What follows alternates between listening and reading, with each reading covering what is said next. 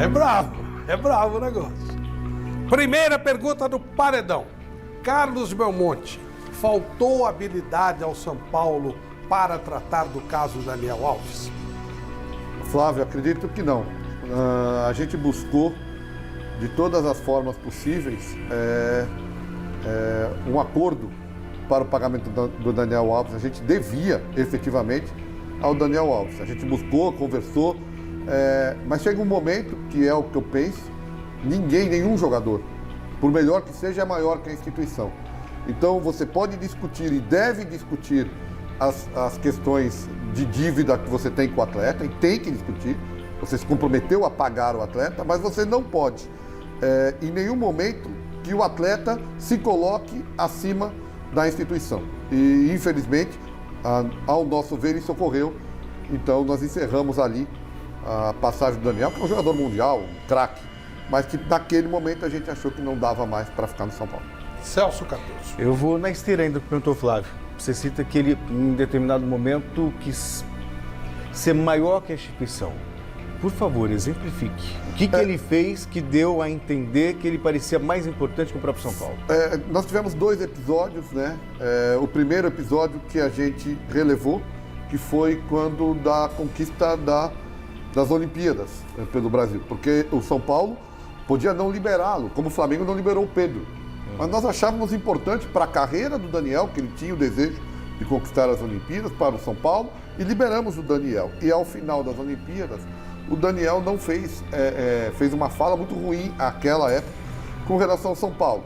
Nós esperamos, o Daniel voltou, a vida seguiu. A segunda foi na volta, ele não voltar. Nós estávamos negociando, buscando um acerto das questões financeiras. Ele e o Miranda foram à seleção, o Miranda se reapresentou e o Daniel disse que não se reapresentaria enquanto não tivesse um acerto total. E a gente vinha num processo negocial. Ao dizer isso, nós do São Paulo achamos, bom, então, se ele não se reapresenta no meio de uma negociação, é porque ele não quer mais jogar no São Paulo, e tomamos a decisão naquele momento que o Daniel não jogaria mais no São Paulo, e nós do futebol passamos a negociação para o financeiro, para o jurídico, que ela foi feita através dele. Então, nesse ponto, o jogador, nós estávamos num processo de negociação. Então não havia motivo para o jogador não se reapresentar ao time como se representou o Miranda. E ele disse que não se representaria enquanto não recebesse. Aliás, a gente não tinha nem como fazer o pagamento total ao Daniel. Havia necessidade de se fazer uma negociação. E então foi esse o motivo que nos levou a achar que o Daniel, naquele momento, se colocou acima da instituição. E por isso que nós achamos que não era mais possível a convivência do Daniel com o São Paulo. Paulo Sérgio. Nós estamos falando de finanças, né? E eu gostaria de saber de você quanto realmente custou o Rigoni aos cofres do São Paulo. Vamos lá. O Rigoni, o que está no contrato, o valor é de 2,9 de euros. Nós pagamos 500 mil euros no ano passado, a primeira parcela.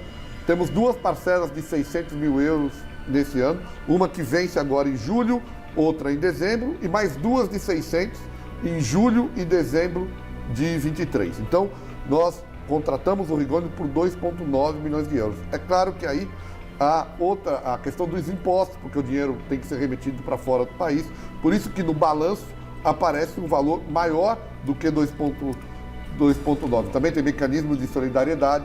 Esses valores não estão no contrato da contratação dele, que era 2,9, mas aparecem no balanço, porque são valores que efetivamente, quando você remete o dinheiro ao exterior, você tem que fazer o pagamento dos impostos. Chico Lenha. Euclides Belmonte, como explicar a virada e a derrota para o Palmeiras na final do Paulista?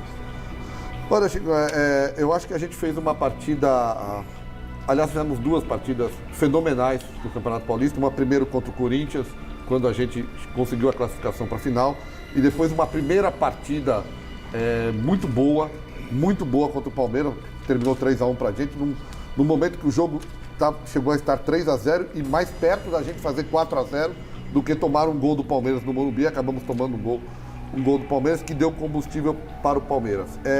E aí fizemos um segundo jogo muito ruim lá, um jogo muito ruim.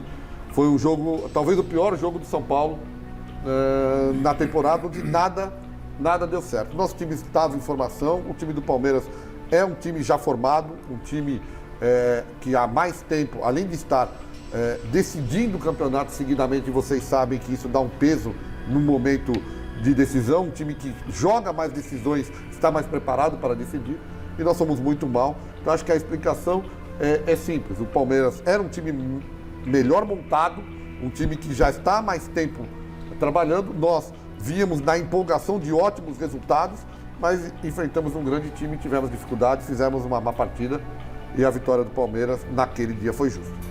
Miller. Belmonte, o São Paulo ano passado foi campeão paulista e que, na tua opinião, o que aconteceu na sequência da temporada? Até porque foi campeão com todos os méritos, né? Venceu o Palmeiras nas 2 partidas, no Morumbi e no Allianz Parque. Na tua opinião, o que aconteceu que deu de errado na temporada seguinte com o Crespo e terminou com o Rogério Ceni? Vamos lá, Miller. Na verdade, a gente fez sim um esforço concentrado para ganhar o Paulista. Vale lembrar, e isso não é demérito a todas as pessoas que passaram lá no São Paulo, mas nós estávamos 9 anos sem conquistar título. E nós sabíamos que o campeonato mais fácil, mais próximo de conquistar era o Paulista. Então a gente fez sim um esforço concentrado. Uma temporada se juntou com a outra em razão da pandemia. Os jogadores não tiveram férias de comum acordo conosco e ganhamos o Campeonato Paulista. Depois teve um preço físico. Aí também tem a questão da preparação física da comissão argentina. Não estava acostumada com tantos jogos. Na Argentina se joga menos que no Brasil.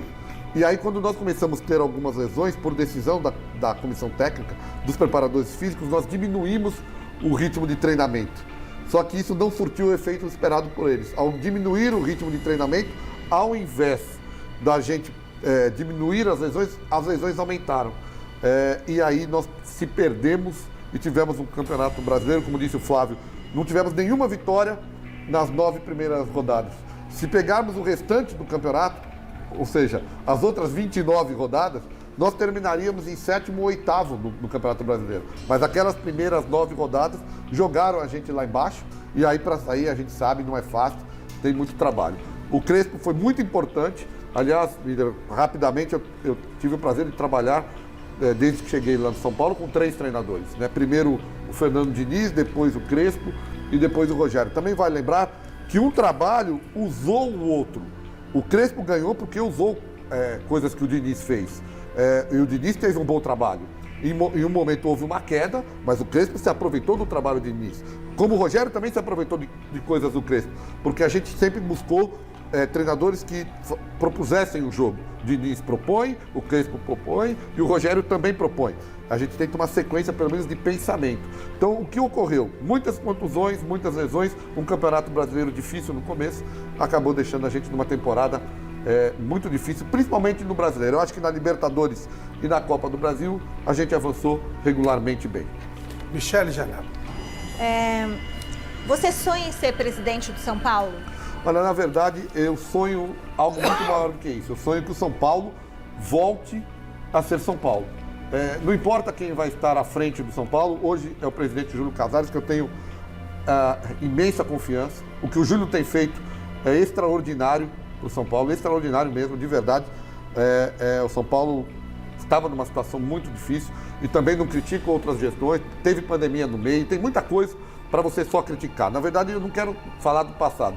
Vejo o Júlio fazendo um grande trabalho. O que eu penso, o meu desejo é que o São Paulo volte a ser muito grande e volte a sempre brigar pelos títulos. Esse é o meu principal desejo. Muito bom!